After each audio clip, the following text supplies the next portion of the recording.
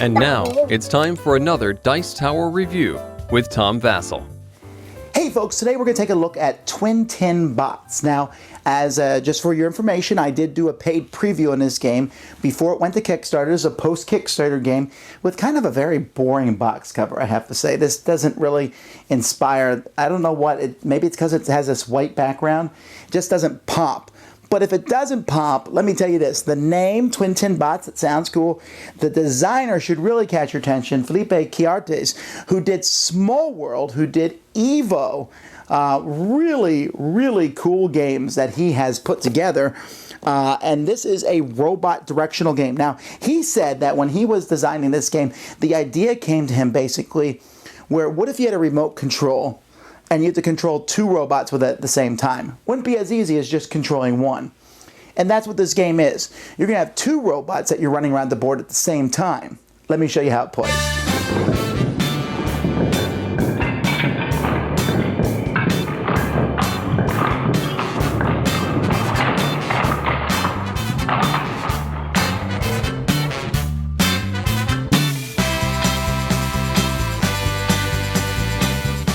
Here's a sample setup for 6 players. The game can be set up for different numbers of players. There's sample setups in a book. If you flip the board over, there is the exact same map, although it's basically a smaller grid in which you can play with fewer players.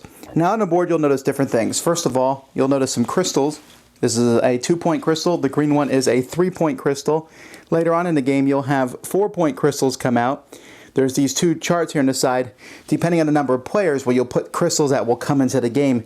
Every time an old crystal is delivered, a new crystal will appear here in the middle of the board. There's also some terrain pieces. You see mud here that robots can get stuck in. There are these warp points here that when a robot moves into it, it moves into the other warp point. I'm actually not a big fan of this stand-up thing. I think it would have been better to have left it like laying on the board because it's easier to see. The stand-ups aren't as easy to see and figure out what they are. So usually that's what I do, is just put them like that rather than use these stand-up things. Then each player has 2 robots.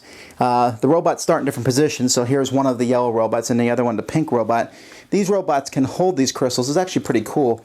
The one holds it in his hand and the other holds it in the bed of the truck. And so these robots are trying to pick these up and move them back to their own base. Players are going to move their robots via a programming method. Each player starts with a whole pile of tiles that they have in front of them. And on their turn, they are going to have the chance to change the programming of one of their 2 robots. Except the very first turn, they can change the programming of 2 of them. When you change the programming of a robot, you are allowed to add a tile to an empty spot, or if there's already a spot there, you can replace it with one that's already there. You can switch 2 spots in your programming, like this. You can remove one, or you can remove everything if you need to. Now you don't have to do this at the beginning of each turn to change one of these programmings, but you can. And then after you change the programming, you will activate both robots. So let's say, for example, it looks like this here, and I say, okay, I'm going to add a movement to this guy here, and then I will run both robots. I run this robot first, this is the guy with the hands, and then I run the robot with the bed, the truck bed, second.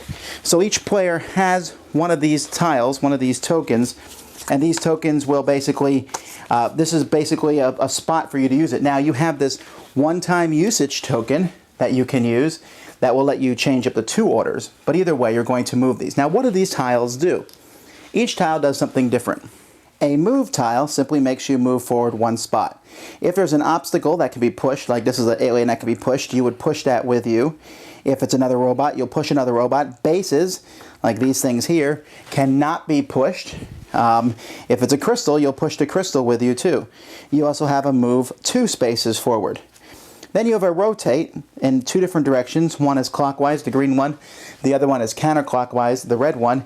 And you have there's little stickers, pain in the neck stickers, to put on your robots to show which way they will rotate. And they'll rotate 1 spot for each of these directions, and that will change how they move. You also have this, which says pick up a crystal. So if there's a crystal right in front of you, you will pick it up. Even if another robot is holding that crystal, you will take it right from them and put it in your bed. You also have a release, which means you will put it directly in front of you, which means you could accidentally put it into another robot's hand, but hopefully what you're trying to do is you're trying to be near your base where you will then unload it and keep the crystal and getting the points for the crystal. You also have a lightning bolt which will zap the robots that are 1 or 2 spaces in front of you, and you can give them an order which can make them spin or move or drop or load different things. And that's basically the basic maneuvers that players have. However, every time you deliver one of the 2-point tokens, one of these innocuous blue tokens, why would you want to get those when 3-point and 4 points are better? Because every time you deliver one of those, you will get a special tile, a one-time tile that only you can use. These tiles are kept secret until you show them off, but once you show them off, then you can use it for the rest of the game. So this one gives you basically a U-turn. Here we have move 3. So this is kind of a cool thing because it's something that only you have. This lets you move twice counterclockwise. This lets you jump over another robot. This one here gives you protection against people trying to zap you. And so there's all sorts of these. So this one here lets you go and reverse one. And so there's several other ones, but these are special and unique ones for you. Now, as I mentioned, when one of these crystals is dropped off at a base, the next crystal from the lineup next to the board shows up in the middle. If the middle's already full, then you put it into a spot that's close to the middle. And players are going to run around and keep picking these up. When the last one is placed on the board, there is a countdown where everybody has 3 more turns, and you use these tokens to show that countdown. When the countdown ends, you will count up your points. If your robot has a crystal in its hands at the end of the game that wasn't delivered, you get points for that, but 1 less. So blues are worth 1, greens are 2, and the pinks are 3. Whoever has the most points is the winner. Then you can do other things like you can vary the setup and how things are changed. And like I said, the other side of the board is essentially similar. It's just a little bit smaller hex for smaller games. And then there's the optional rules for a third player. When you play with 2 players, you can play with kind of like a dummy third player. Now, I mentioned I didn't like the cardboard standouts, but everything else I like. I love the plastic robots. I love how they hold the gems in the back. It just has a really cool look about it. And when you put out the board, the box cover is forgotten. Okay, it is a cool concept of controlling 2 robots on the board. There's a couple things I really like about the game. I really like programming your robots. I've always liked games that have done that. Robo Rally. This one I like because you put the program in and you have complete control over the programs you put in, and everything is kind of, the problem is you can only change 1 robot at a time, so you have to decide sometimes to just wipe 1 robot off the board, just let that robot kind of sit there, and let another robot just concentrate on 1, or maybe have 1 just move forward.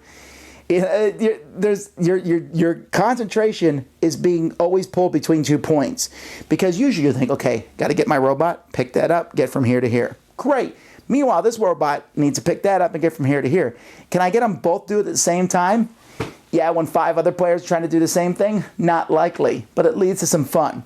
Another thing I really like about the game is I really enjoy the special tiles that nobody else has. I can move 3 and you can't. That's cool. I always like having something that other people can't.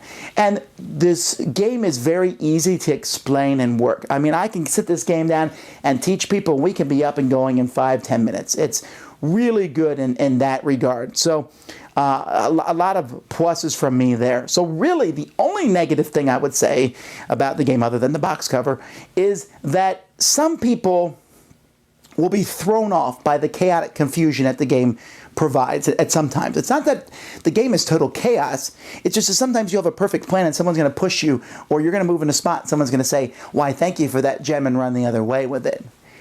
But you can see what everyone else is doing. And so, and I guess maybe that might be, the game could slog down, but I would just say, come on, make your move, let's go. And there's that constant, I love the idea of having to track 2 things at once. Because when I play games where you track 1 thing, when that thing gets messed up, you're like, but if it gets messed up, I'll say, okay, focus on the other robot for a while. I like having that, and it also means people who are really good at concentrating on 1 robot might not do so well when they have 2. The games I've played of this have been very fun.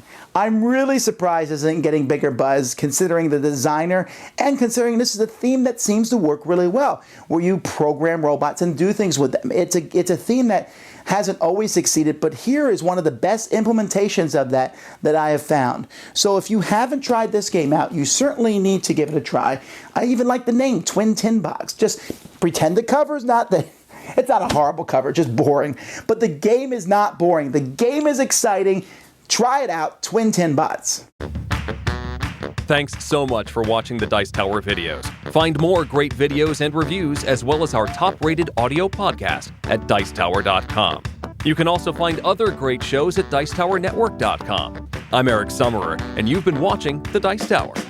The Dice Tower is sponsored by Cool Stuff Inc., where you can find great games for great prices. Cool stuff in stock. Check them out at CoolStuffInc.com.